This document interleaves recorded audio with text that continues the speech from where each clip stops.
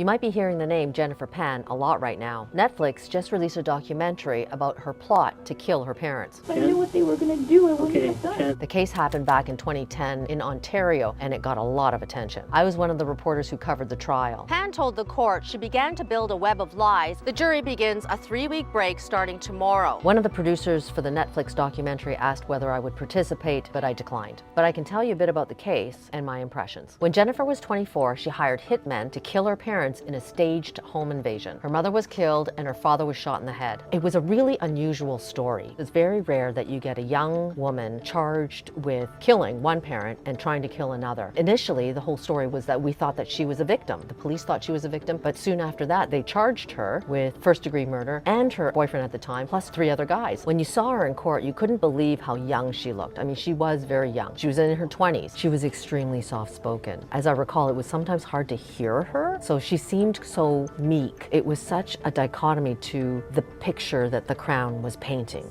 of her. She lied about going to university. She lied about getting into pharmacology at U of T. She lied about working at Sick Kids Hospital. I think the jury would find it difficult to believe that she wouldn't lie about not being part of this plot to kill her parents. My impression was that she felt she was trapped, because if she had then admitted to her parents, admitted she had lied about the pharmacology, that she had lied about continuing to date Daniel Wong when her parents had forbade it, it would bring shame to her family. In Asian families, that's a real thing. I had some sympathy for the dilemma that she was in, although I would say that that was one that she herself had put herself in. The other thing that really struck with me was her dad, who, when he was testifying, had to have a translator. He had a Vietnamese translator with him. To see a father and a daughter at such odds was really striking. And Jennifer's story isn't over. She's maintained her innocence. Last spring, the Ontario Court of Appeal granted Jennifer and her 3 co-accused a new trial. We don't know when Jennifer's going to be back in court. This new trial and the Netflix documentary has certainly renewed interest in this case.